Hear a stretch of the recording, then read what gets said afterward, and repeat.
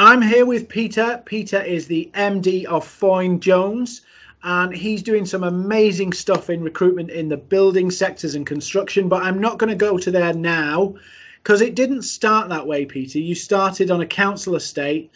Some would say, and I hope I don't offend you here, Peter, by saying this, some would say where you are now, you couldn't see that coming from you where you started. Would you agree with that? Or would you say, what do you think about your upbringing? Did you see where you are now? No chance.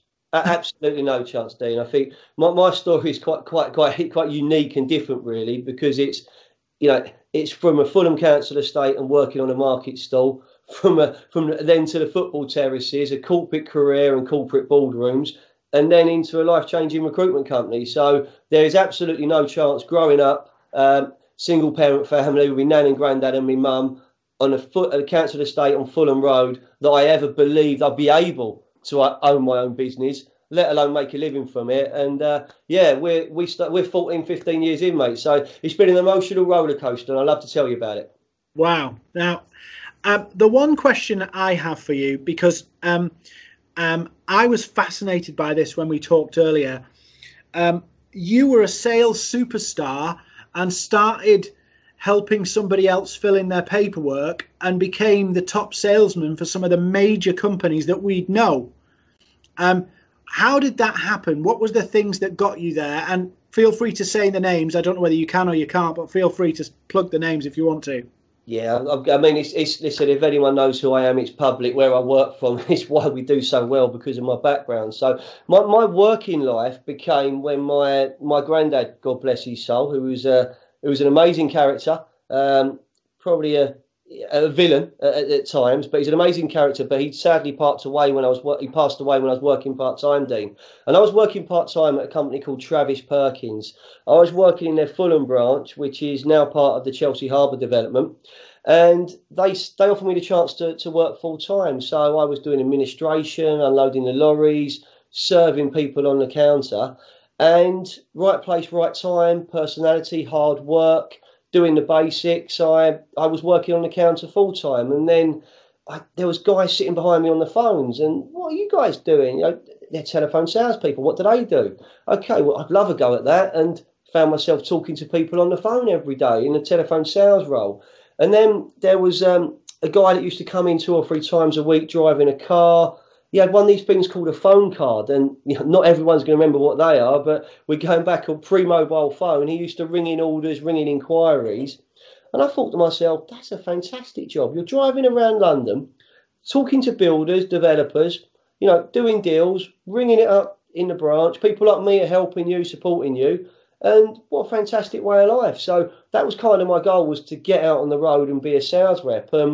19, 20 years old, that dream became reality, but I was put out in a Del Boys manner. I was repping the mean streets of South East London, Peckham, Deptford, Rotherhithe, London Bridge, Forest Hill, and it was absolutely brilliant. I was calling on builders, developers. I had an area, and my career was developing. I moved to a bigger area with better branches, and then came the opportunity of promotion, and it was through promotion at Travis Perkins that I became a really young regional sales manager with an amazing amount of responsibility. 24, 25 sales reps working for me, all of them older than me, who knew more than me, who were better than me. We had to play those games for a while. But just to make it a little bit more difficult, I moved my now wife and my 9-month-old son from West London to the West Country, to Somerset. So there was even more challenges away from work, as well as the job itself, Dean, if that makes sense. Challenges on 2 fronts, but by your kind of late 20s, you were at the top of your game with this company, wasn't you? Yeah, I mean, it was brilliant. I was the business was evolving. They were making acquisitions, and I was lucky enough to work with some really inspirational people. As a regional manager, the next move for me was sales director, and I was only in my mid-20s, which is, touch wood, it was brilliant. And I loved every minute of it. I spent 9 3/4 years with Travis Perkins, and genuinely, I would have bled green and yellow. But again, the family and the work life comes into it. I've got two sons. Harry's 20, Henry's 16, nearly 17. When Jane, my wife, was pregnant with Henry, she was very clear that it was time to go home to Fulham, to West London. Are you coming? I'm going or not, or words to that effect. And that's what led me to do something I never thought I'd do. I left Travis Perkins and joined Jewson, which, if you know anything about National Builders Merchants, it's kind of a Liverpool, Everton, Man U, Man City, Arsenal, Tottenham quite move. And at Jewson, I was given the London sales director's role at 27, 58 branches, selling into the London market, 100 odd sales reports, and fantastic opportunity. I think at one time I was told by the European chairman, Pierre-André Deschamps, that I was the youngest grade 2 director in the business in Europe. So with that comes, expectation, there comes prestige, and there comes a really good way of life. And it was hard work, it was challenging, but it was really rewarding as well. But 15, 16 years ago, you're playing top of your game and you hand it all back, you hand the nice car back, and you set forth on this entrepreneurial life and start a business. Were you mad, or did you know what you were going to do? How did that come about, and how did you deal with that kind of massive change?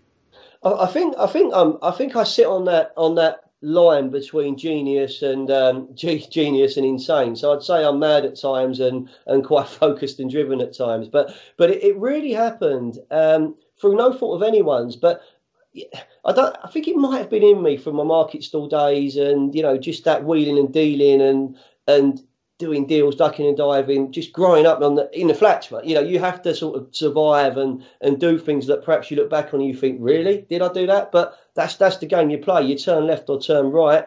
Turn left's a dark place to maybe doing some time. Turn right, you can get your head down and achieve stuff. But for me, I started dealing. It was the first time in my career I started to become bored. And in a way, there was frustration. There was corporate politics. There was layers of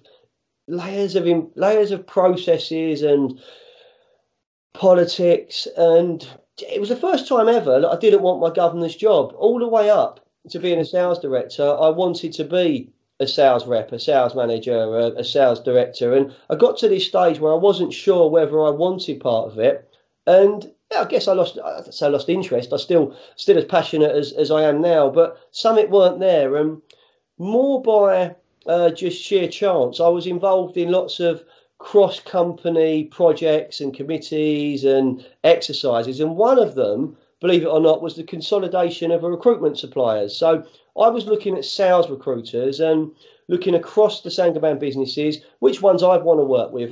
For a couple of days at the Belfry Hotel, just off the M40, I was basically looking at the great and good of recruitment at that time. These businesses were combined, had hundreds and hundreds of thousands of pounds turnover. I met some inspirational recruiters, some average recruiters, some best-in-class recruiters, and some people I just genuinely couldn't believe they could make a living. But again, that's what you would expect, because it's not all about my opinion. It's about what worked for me. I had some people that I liked dealing with, and they're still in recruitment now, so that suggests they were good people.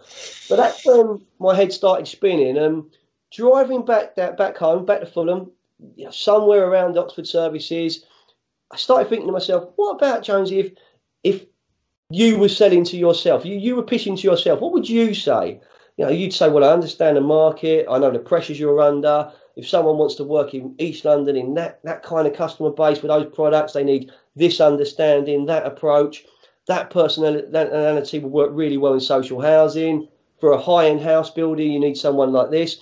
And then my mind's racing, ideas are flying around. And this is in June 2003, October 2003, boom, Foyne Jones is born. Wow. Not just myself, I go to my boss and I don't just hand in my resignation, but I do. And you go through well, you're mad, look what you're doing. Well, how much is it? What does it cost to keep you? Then they start understanding that you're doing something that you really want to do. But I was taking a business partner with me who was also working there. So it's kind of a double whammy. Yeah. And what I knew to make this successful was I'm good at a few things. If I'm good at A, B, C and D, but I know I'm absolutely awful at FGHIJKLM, because I'm not good at everything at all.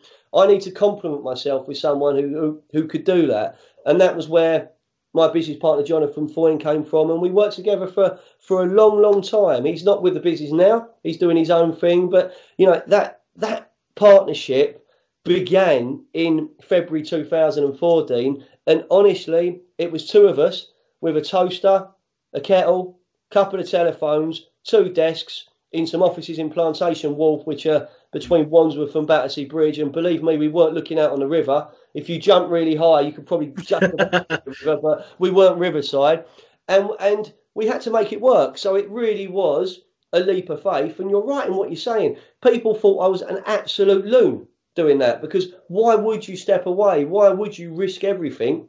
But for me, I thought, well, I can always get another job, but I might not have another chance to do something like this. And that was my family supporting me, my missus supporting me. It was the time to do it. And here we are now, mate. We're in 2019 and we're still rocking and rolling, mate. It's I know we'll talk about it. It's been an emotional roller coaster of amazing highs and scary lows. And I've got some scars, but would I change it? No way, mate. I love what I do. So just thinking about scars, they say that most businesses struggle to survive longer than 5 years, or 5 years is the mark where, 90% of new businesses fail within 5 years. 5 years from your start date is 2009, and you're for the younger people watching it, obviously, listening to this, 2009 was an absolute disaster, not only for the banking world, but massively onto the construction and buildings and sectors. And you've just started a business in that 5 year period running up to that point in that very sector. How did you get through that kind of the really dark days of 2009, 2010? What kept you from, a lot of people start a business and give up and get a job within like 12 months. How did you keep going through those dark days of 2009? Great question, Dean, and it's a really powerful story, because I think for me it goes back much further than that, because from when I started work at 18 in 1993, I'd only ever known success. I've never not been offered a job when I've had an interview. I've only been successful, and those first 4.5, 5 years, everything just got bigger. More staff, nicer offices, higher turnover, more success. This is great. This is easy. Not easy, but this is amazing. And then you arrive at a point when the Evening Standard is telling you should worry, News at 10 is telling you should worry, and the taps are starting to get turned off. And I can genuinely say that 18-month period from 2009 to halfway through 2010 was without a doubt the most challenging passage of play I've had in my life. Not just business, in my life in general, because we were ridiculously exposed as a company. We were really close to, losing the lot. We got through it. We got good investment. We got a plan. We reevaluated the business, and we traded our way out of it with support, passion, working really hard. And you learn some amazing lessons in those dark times. And I can honestly say I learned more in those tough 18 months than I did at any point up to then in my life. The biggest thing I can say is that, I never knew what a recession was. I'm like one of those, Generation Zs or millennials listening to this, whatever. I never knew what that meant, recession, and how hard it could be. But wow, coming out of that, when everything's at risk and you're exposed, you're in a different place. And for a while, and I'm always honest about this. I talk about this when I do my speaking work, Dean. For a while, I couldn't get a sofa from DFS, no disrespect to DFS, or a store card from Argos, no disrespect to Argos, mate. My credit was that bad, and I was that close to the wire. So you have to try and learn. And my father-in-law has been an inspirational person in my life, and he said to me, Peter, there'll be 4 or 5 people when things go wrong that you can truly trust and you can truly rely on. He was one of them. My wife was one of them. And there's a couple of others who know who they are that helped us get through that, helped me get through that. And probably surviving that is one of my greatest achievements. I think it's something that I've learnt from. and I've remodeled the Foyne Jones recruitment group because of that experience. As I said, there are scars, there are still things that need to be resolved from there. But where we are now, and the way the business works and is shaped and trades, it is completely different. And that's the lesson you learn during the dark times. And would I go through it again? I'd like to go through it and not be as exposed, but these are the dice you roll, mate. And some of that exposure was my own risk. Let's not forget, Dean. I'm a kid from a council estate. Think you like a badge on a car, you like a toy, your house gets bigger, and perhaps going back, I could have been a bit more sensible. But would I change anything? No, because we had a great time and we're out of it. So that is one of my greatest achievements, surviving those dark times. And the lessons I learned there, I genuinely take them on board every single word, every single day, because they're so powerful and so prevalent when you've got to make commercial decisions. So I'm gonna ask you something a little bit complicated, and I'm sorry I didn't prep you for this, but I think it's relevant. When you go through a difficult time, you have to work twice as hard just to get the same result. And your business is very much about helping people in the sales fields, on the construction sector and stuff like that. How did you respond to the challenge of that in a sales function? Because it's quite tricky when the money's drying up to keep selling when you've got a million other people selling as well. Are there any tips for people that you could give to somebody in either a highly competitive environment on sales that you see as good qualities?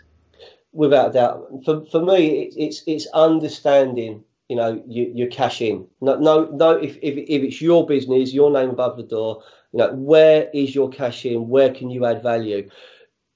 The lessons I learned were that you need to make sure you are working with the right client, the right customer base. You need to be close to them.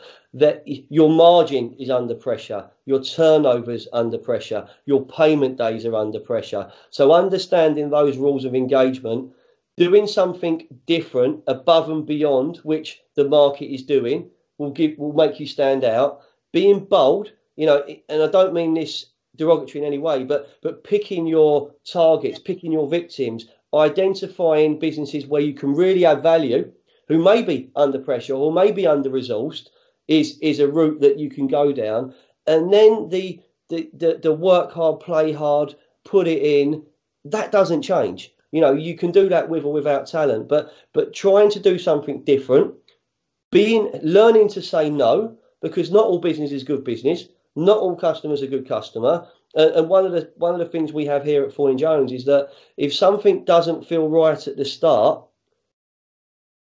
it doesn't ever feel right at the end, because if you haven't got that transparency, that communication, that warmth of a relationship, it's going to get harder. So when you're in recruitment, talent attraction, you are changing people's lives. You are talking to people who might be able to go home, Dean, and say to their wife, we can go to Spain in the summer.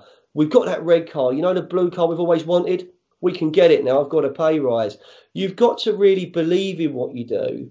So if you don't have the relationships with your customer base and understand what they need and what they want and how they trade, you have no chance of success. So putting the work in, putting the effort, putting the hard miles in a way. It's like training. You're not going to get your marathon time down if you don't put your miles in. Same with a business. If you don't do your research, your homework, and put yourself around to understand the pressures of your customers and what they need, how can you add value? You're just another person ringing them, cold calling them. Deal with me, I'm great. Well, why are you great? If you market yourself and you position yourself in the right way, they should know who you are and want to deal with you or not. But that decision, the negotiation should be based on value, never at the cheap end. And I use this when I talk about Foyne Jones, and it always makes people laugh. But I say to businesses, if you want to shop in the pound shop, you want to shop in, no disrespect to the Aldi's and Lidl's and those type of businesses, we are not the model for you. If you want value, to find, whether it's a headhunt project to find the very best person in the industry, whether it is to attract a new generation of employees, whether it's just to find the best possible person out there and to make your company and you more attractive, we're the business to work for. We'll work with you. We are kind of reassuringly expensive, Dean. And to explain that further, I mean, if you buy a sandwich in one place, it's okay. You buy it in a Marks and Spencer's one, it tastes a little bit better, but costs you a few bob more. It's that customer experience, that being with them, going the extra mile, passion, personality, understanding of the sector. That's where we went to work. So we didn't try and go too big. We didn't expose ourselves. We identified where we could add value and made it happen. So that's incredible, and you're really shaking things up in the kind of the way you're approaching this, and that's coming across really, really clearly that you want to do something different in recruitment. And I know some people listening to this will have maybe a negative connotation from a recruitment experience, just because it is quite a high churn rate, numbers game from an outsider's perspective. How do you think that's going to change, and what are you doing in that space to make it different, to recruit people with the best talent for the best companies? I think the starting point, I mean, you bang on it.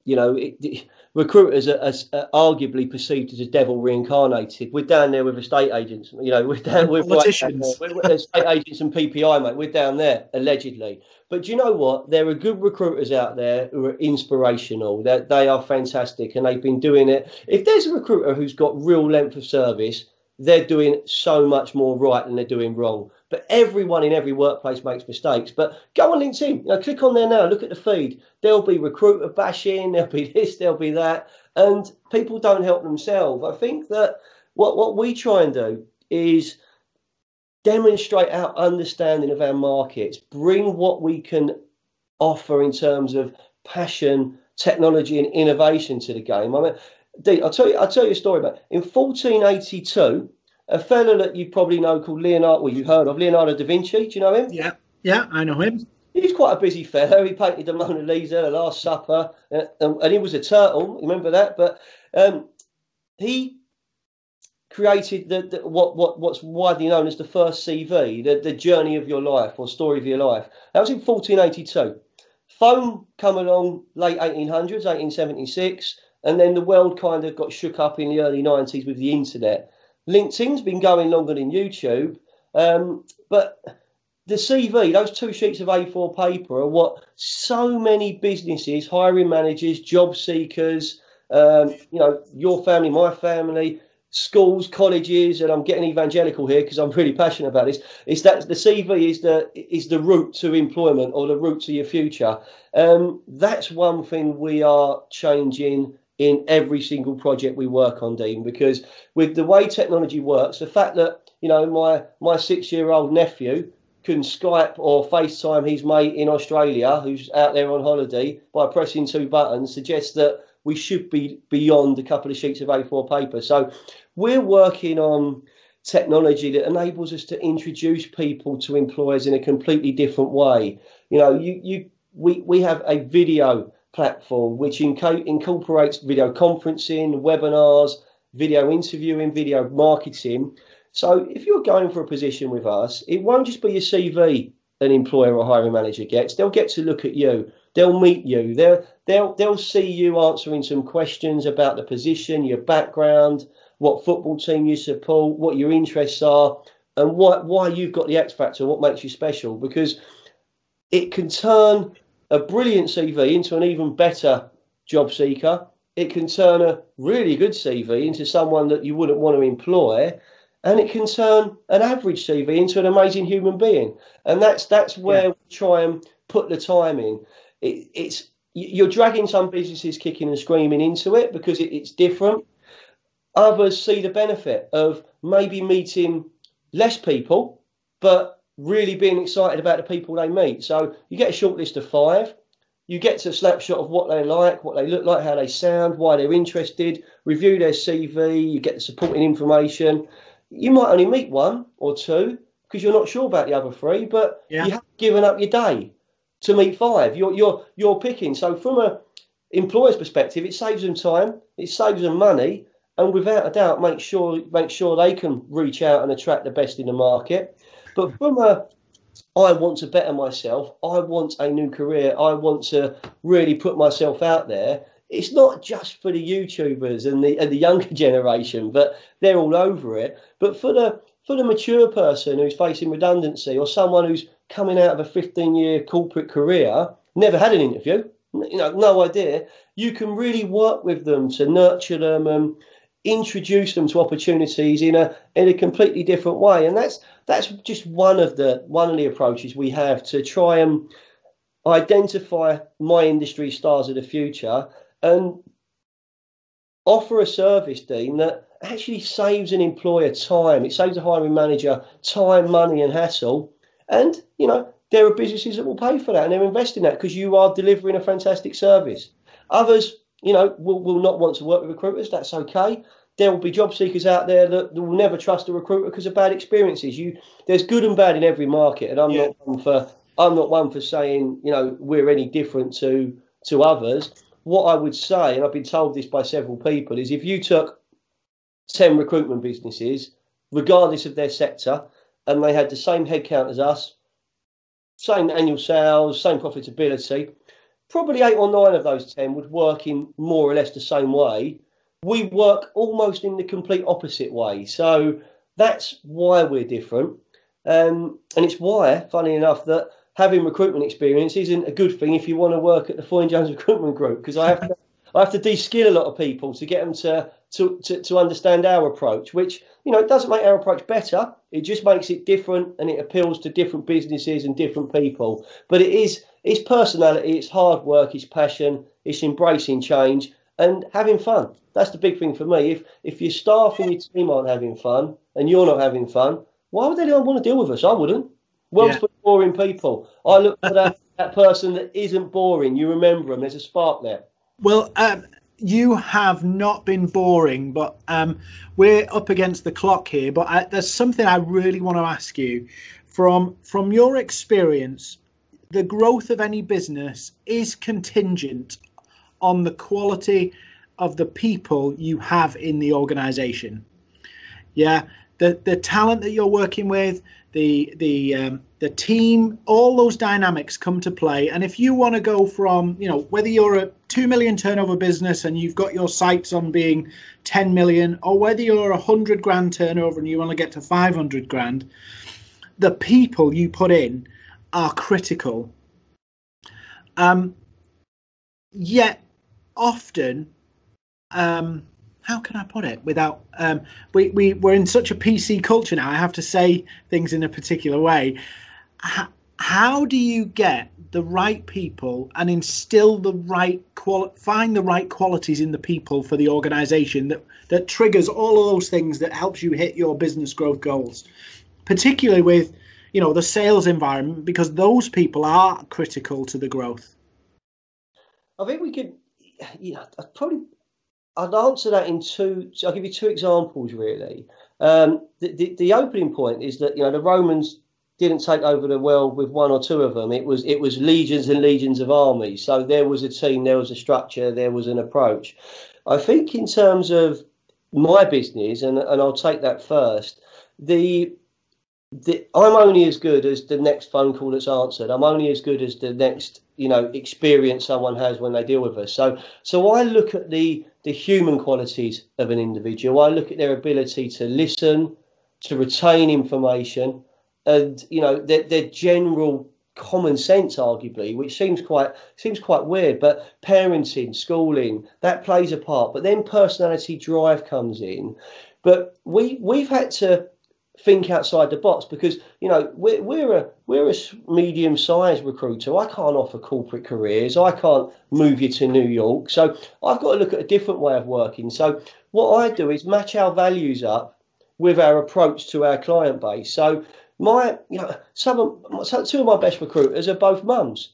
They're back to work mums, and their hours reflect that. So amazingly, and you could call me a genius, or it's just common sense, depends what you want to do, Dean, but I've got people working in the evenings after the school run. I've got people working in the mornings before the school run. I've got people working at the weekends when their husband or wife's taking the kids to football or the kids to ballet or whatever it is. And it makes you accessible to the person looking for a new career and a life-changing moment. But it also means that you can you can give people empowerment. You give them trust. We've got the tech. You don't have to be in the office every day and clock in at 9 o'clock. You can be wherever you want. I wouldn't say we're as bold as some of the digital nomads of the world, but really, if you're engaging with someone through Messenger or LinkedIn, on the phone, through our video platform, doesn't matter what way, as long as you're talking to them and you're there at the right time. If I'm talking to you, Dean, and I want to talk to you about a new position, 3 o'clock in the afternoon is probably a really tough time to get through to someone who's busy. 6:30, 7 o'clock in the evening, you've chilled, you're getting ready for EastEnders, you might have half hour to talk to me. And that's kind of the approach we take. So letting your business be fluid, adapting to the modern climate gives you a chance, and giving the employees empowerment, letting them have fun, staying true to your beliefs. If they get things wrong, it's okay. That's what helps here at Foyne Jones. For the employers we work with, it's even more simple. If we can't understand them as a hiring manager and their brand and their business and the markets they're looking to penetrate and their route to market, so understand your customer. If we don't understand that, the project will never run smoothly. So we invest so much time at the beginning. And that's why I go back to something I mentioned earlier about making sure you're working with the right businesses. Because if someone's happy to give you that time at the beginning of a project, you've actually got a chance of finding them the people they want. If they just want to send you an email with a must-have list on it, don't want to return your call, you're always chasing them, for feedback, how can you help them? How can you deliver for them? So you've got to have a position and they've got to want to be interested in you. You've got to be able to demonstrate that to almost tease them into working with you. But when you get that opportunity, you've got to take advantage of it, and you've got to move heaven on earth. And there's not one single business owner, employer, CEO, MD who would mind you saying, Dean, the person you're looking for don't exist, mate. Don't exist. But I can offer you B, C, D, or E. They don't mind that, but you've got to be brave enough to have that conversation. And I think it is those conversations. It's believing in yourself that differentiate us to others. And I go back to the other thing, having fun. I'm big on Team Foyne Jones. I'm big on it's what we do. I put myself out there on social media channels. I've got a reasonably big following on LinkedIn, and it's fantastic because I get businesses. This week I had a globally recognised brand, a brand that every single person listening to this will know, approached me. Hi, I'm the HR business partner for said company. 2 of our divisional directors are connected with you. They love your videos. They love your content. We want to work with you. But that's because you're taking the risk, isn't it, to put yourself out there, to lay it out there. And I'm sure, when you do stuff on LinkedIn or any social channel, there's always the people who go, oh, they're full of themselves and stuff. But actually, you're just taking that step out to say, this is what we do. This is how we can help.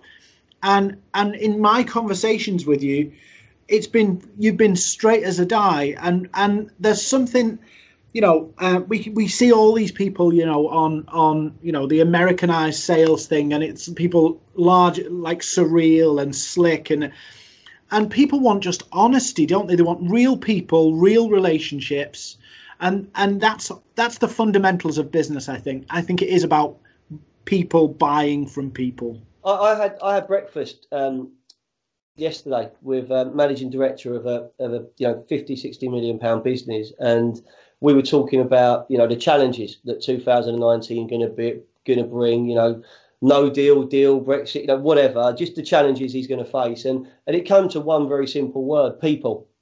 Without good people, my business doesn't function.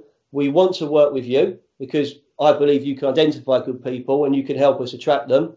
Let's come up with a plan. Yes, you've got to, your terms of engagement have got to work, but I'm old school, Dean. If I'm going to deal with someone, I want to leave that meeting happy. I want them to leave that meeting happy, and we've got half a chance. If it's too one-sided either way, no one really wins, and something gets compromised. Yeah. You know what, Peter? We could go on for hours. This has been awesome, and I think there's so much about what you've shared in this that will help people, whether they're just starting up or whether they're developing and hiring people, and it's just been amazing. And I really, I'm so grateful for you, volunteering your time to be on this. And I think the guys listening will, connect with Peter on LinkedIn. He's big on there. He's sharing stuff, and he's not just promoting himself. He's actually giving value away all the time. So guys, do connect with Peter. Follow him if his connections fill up. Follow him. I've exceeded that, Dean. I'm like you, mate. I'm above. Yeah, you are, aren't you? Yeah. Follow.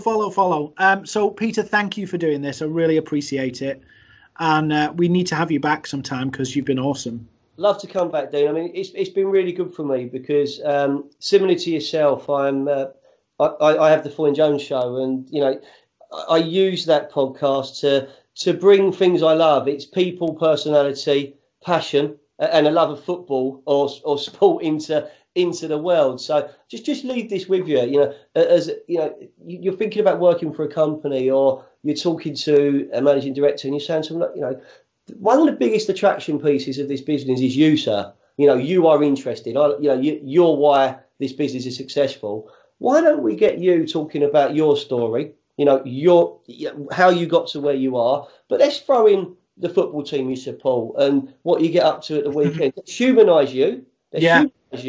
Let's make your business attractive.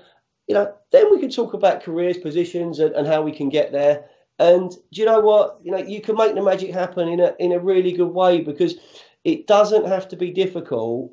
The basics will always work. But again, you've got to believe in it. And it's been great to come and talk to you, because I loved the post you put out. And for me, it's not about giving it large. It's not about saying, I'm the big I am, because believe me, I've got so many things wrong, and, it's still rolling. And that's where it is. Having your own business is a hell of a roller coaster. There's amazing highs, scary lows, and you can look back on 2 or 3 specific moments that them stick or twist decisions that can make or break you. And here we go, mate. Let's go again. I'm 44 next month. I've got lots to give, Dean. Awesome. So, thanks, guys, for listening. Peter, follow Peter Jones, and his podcast is the Foyne Jones podcast. Foyne Jones Show. Foyne Jones Show, and you can see it on his LinkedIn as well, and all the links are there. Peter, again, thank you, and thanks, guys, for listening. Thanks, Dean.